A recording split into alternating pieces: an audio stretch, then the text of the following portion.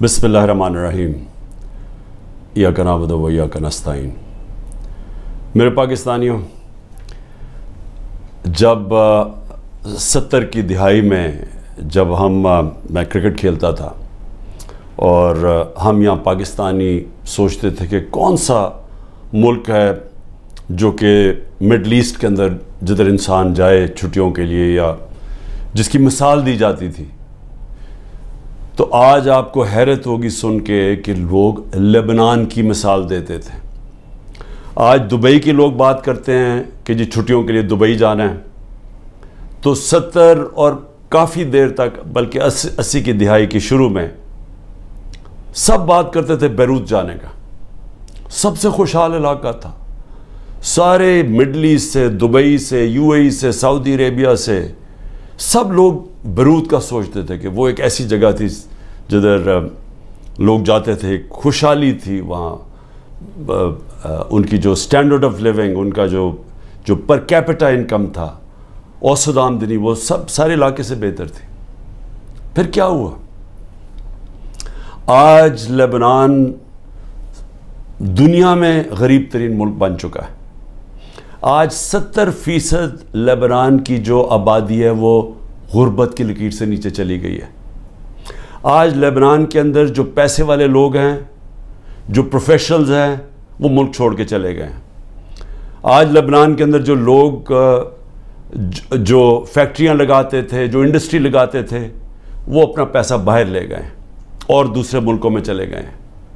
आज वो आपको दुबई में मिलेंगे, आज अबू धाबी में लेबनान से लोग मिलेंगे, आज वो यूरोप में चले गए हैं। लेकिन लेबनान छोड़ के वो लोग चले गए हैं जो जा सकते थे, जो पैसे वाले लोग थे, जो हुनर थी जिनके पास प्रोफेशन था, वो छोड़ के तो चले गए। रह कौन गया? वो लोग जो बाहर नहीं जा सकते, जो गरीब लोगों को वीज़ा नहीं मिलता बाहर जाने का, वो रह गए। और आज एक वो मुल्क जो खुशहाल था, आज वो बिल्कुल वो मुल्क बन गया है जिसको लोग छोड़ के जाना चाहते हैं। मैं आज अपने मुल्क की बात करता हूँ। मैं इसलिए ये कह रहा हूँ कि ये जो ग्रीस की समुंदर के अंदर जो किश्ती डूबी है, जिसमें आप कहते हैं तकरीबन 300 पाकिस्तानी थे। अभी तक हमें पूरा पता नहीं, क्योंकि वो इलीगल थे, वो नाजायज़ तरीके से जा रहे थे, तो इसके अभी तक पूरी रिपोर्ट्स नहीं आ रही। लेकिन जो मैंने अभी तक पढ़ा वो ये कि जो लोग इस किश्ती पे थे, उनसे मगरबी अखबारों ने इंटरव्यू लिए, उनके जो लोग बचे थे या जिन्होंने वहाँ से जो ये आज़ाद कश्मीर से कई लोग गए हुए थे, तो जब उनके इंटरव्यू में पूछा गया, उन्होंने कहा उम्मीद ही हम कुछ नहीं थी, हमें उम्मीद ही नहीं थी कि हम अपनी ज़िंदगी बेहतर कर सकते हैं। इसलिए वो सारों ने क्या किया? पैसा जमा किया, कर्ज़े लिए, पैसा जमा किया, कर्ज़े लिए, फिर नाजायज़ तरीके से इनको ये कोशिश थी कि कहीं किसी तरह हम यूरोप में चले जाएं, मुल्क छोड़ के किसी तरह निकल जाए। यहाँ उम्मीद ख़त्म हो गई थी। आज सिर्फ जो ये हमारे गरीब लोग जिनके पास अब बेरोज़गारी बढ़ती जा रही है, आज सिर्फ वो ही नहीं, सिर्फ छोड़ के जा रहे हैं। हमारे 10 लाख प्रोफेशनल मुल्क छोड़ के चले गए और जा रहे हैं। मैंने अपने अस्पताल की मिसाल इसलिए दी क्योंकि जो कैंसर अस्पताल में स्पेशलिस्ट होते हैं, दुनिया में डिमांड होती है। कहीं दुनिया में कहीं जाएं तो जितने हम उनको तनख्वाह देते हैं, 4-5 गुना ज़्यादा तनख्वाह मिल सकती है वहाँ। तो 10% हमारे कंसल्टेंट शौकत खान हमसे छोड़ के चले गए हैं या जाने वाले हैं, क्योंकि उम्मीद चली गई है उनको। उसी तरह हर जगह से ये रिपोर्ट आ रही है, फैक्ट्रीज़ पे जो बड़े बिजनेसेस थी, जिधर उन्होंने प्रोफेशनल्स हायर किए हुए थे, हर जगह से यही आवाज़ आ रही है कि जी लोग समझते हैं कि पाकिस्तान में उम्मीद ख़त्म हो गई है, आगे को उनको नज़र नहीं आ रहा। लोग मुश्किल वक्त बर्दाश्त कर लेते हैं, हम रोज़ा रख लेते हैं, पता कि शाम को हमने रोज़ा खोला है, भूखे रहते हैं सारा दिन। उसी तरह लोगों को अगर ये उम्मीद हो कि आगे जाके हालात बेहतर हो जाएंगे, وہ کہا ٹھیک ہے یہ مشکل وقت برداشت کر لیتے ہیں. لیکن جو حالات اب جا رہے ہیں, لوگوں کی امید جا رہی ہے ملک سے. اور میں یہ جو آج بات کر رہا ہوں, میں اس لیے کر رہا ہوں, وہ جو لوگ آج اقتدار میں بیٹھے ہوئے ہیں, میں ان کے لیے یہ سامنے رکھ رہا ہوں. دو قسم کے لوگ ہیں نا, ایک تو وہ ہیں جو کہ NRO والے ہیں, جنہوں نے اپنے پیسہ بچانا تھا, جو صرف آئے ملک سے اس لیے تھے کہ ان کے اربوں روپے کے اوپر کرپشن کیسز تھے, تو انہوں نے تو NRO لینا تھا. میرے سے بڑی کوشش کی, میرے پیچھے پڑے رہے, پروپیگنڈا کیمپین کرتے رہے, اپنے میڈیا ہاؤسز کے ذریعے میرے خلاف پوری کیمپین چلائی کہ ملک تباہ ہو گیا, مہنگائی بہت بڑھ گئی ہے. تو انہوں نے تو, ان کا مقصد کوئی ملک کی تو بہتری تھی نہیں, کہ ان کا تو پیسہ باہر پڑا, چوری کر کے ملک کا پیسہ باہر لے گئے ہیں. تو یہاں اگر جب روپیہ گرتا ہے تو ان کو تو کوئی فرق نہیں پڑتا. ملک اگر نیچے جائے گا ان کو کیا فرق پڑے گا.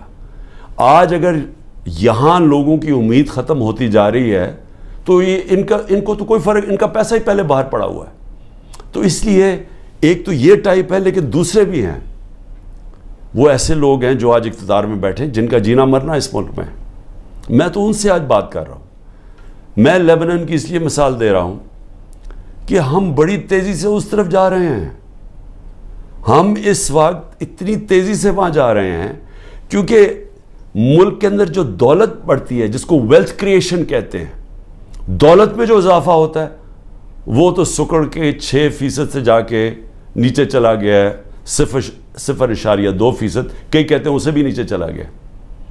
جو انڈسٹری جس کی وجہ سے روزگار ملتا تھا لوگوں کو, انڈسٹری جو ایک ایسی چیز ہے جس کی وجہ سے ٹیکس بڑھتا ہے, کیونکہ دولت بنتی ہے اس میں سے ٹیکس بنتا ہے, ملک کی آمدنی بڑھتی ہے, اس میں سے ایکسپورٹس بڑھتی ہیں, تاکہ آپ جو یہاں ڈالرز ملک میں آئیں. وہ جو انڈسٹری تیزی سے بڑھ رہی تھی, وہ انڈسٹری تو نیچے چلی گئی ہے. ٹیکسٹائل انڈسٹری جو سب سے بڑی ہماری, جس کی وجہ سے ڈالر ملک میں آتے ہیں, ابھی سینٹ ہیئرنگ کے اندر وہ ٹیکسٹائل انڈسٹری والے لوگوں نے سینٹ کے اندر جا کے بتایا ہے کہ 40% پاکستان کی ٹیکسٹائل انڈسٹری بند ہو چکی ہے. 70 لاکھ لوگ جو ٹیکسٹائل انڈسٹری میں کام کرتے تھے وہ بے روزگار ہو گئے ہیں. اور 25% مزید اگر انہوں نے کہا کہ یہ آپ نے نہ کیا, جو قیمتیں آپ نے اتنی چڑھا دی ہیں, بجلی کی قیمت دگنی ہو گئی ہے, گیس کی قیمت کہاں سے کم پہنچ, اگر یہ آپ نے کم نہ کی تو 25% مزید اور بند ہو رہی ہے. اب یہ یاد رکھیں کہ یہ صرف سال پہلے فیصل آباد کے لوگوں سے پوچھیں, مجھے ٹیکسٹائل والے لوگ کہتے تھے کہ ہمیں ٹیکسٹائل کا ورکر نہیں مل رہا. ٹیکسٹائل انڈسٹری بوم کر رہی تھی, ٹیکسٹائل انڈسٹری کی ایکسپورٹس ریکارڈ تھی, اس کی جو وہ ٹیکس دے رہی تھی ہمیں.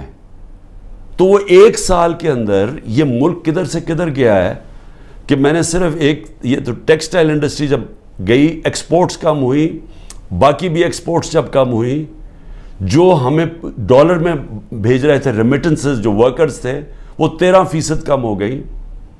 ہم نے صرف ایک سال کے اندر جو ڈالر ہر سال بڑھ رہا تھا, ہمارے آخری 2-3 سال ڈالر بڑھتے جا رہے تھے, ریمیٹنسز بڑھتی جا رہی تھی, ایکسپورٹس بڑھتی جا رہی تھی, ہر سال بڑھتی جا رہی تھی, ریکارڈ تھی ہماری آخری ایک سال میں. وہ صرف جو ریمیٹنسز میں کمی ہوئی ہے اور جو ایکسپورٹس میں کمی ہوئی ہے, وہ 7.1 ارب ڈالر ہوا ہے. ہم IMF سے 7 ارب ڈالر کا قرضہ مانگ رہے ہیں. اتنا ایک سال کے اندر کمی آ گئی ہے ڈالرز کے اندر آنے میں, اور یہ مزید اور نیچے جا رہا ہے, کیونکہ جتنا جو مارکیٹ میں ڈالر بک رہا ہے اور جو اس کی آفیشل ریٹ ہے, اس میں جتنا فرق بڑھتا جا رہا ہے, اتنا اور پیسہ بینکنگ چینل سے نہیں آ رہا, یعنی کہ ملک کو اتنا اور کمی ہوتی جا رہی ہے ڈالرز کی. اور جس طرح ہماری انڈسٹری بند ہوتی جا رہی ہے, ڈی انڈسٹریلائز ہو رہا ہے, آگے بے روزگاری بھی بڑھتی جا رہی ہے, اور ہمارا ٹیکس بھی کم ہوتا جا رہا ہے, اور آگے جا کے جو ہمارا ایکسپورٹس جو ڈالرز آنے ہیں وہ مزید اور کم ہوتے جا رہے ہیں. تو ملک میں امید کیوں جا رہی ہے لوگوں کی؟ کیونکہ ان کے پاس اب کوئی راستہ ہی نہیں ہے اس کو چینج کرنے کا. جو کوئی بھی روڈ میپ ہوتا ہے کہ ہاں یہ کرائسس آ گیا, ایسے نکلنا کیسے ہے, سامنے تو ان کے پاس کوئی روڈ میپ ہی نہیں ہے. اوپر سے IMF کے ساتھ سمجھوتا نہیں ہوا. اب یہ بھی سمجھ لیں کہ IMF کے ساتھ سمجھوتے کا کیا مطلب ہے کہ IMF کہ اب ہمارے پاس ہم نے آگے ادائی کرنی ہے ہماری جو قرضوں کے اوپر قسطیں ہیں ڈالرز کی, اب وہ ہمارے پاس ہے ہی نہیں, اور اگر ہم نے ڈالرز نہ دیے تو ڈیفالٹ کر جائے گا. ڈیفالٹ کر گیا تو بھی پاکستان کی تاریخ میں 38% مہنگائی ہے, تاریخ میں سب سے زیادہ. انہوں نے جب پروپیگنڈا میرے خلاف کیا تھا, سب نے مل کے, یہ NRO والوں نے اور ان کے ساتھ جو میڈیا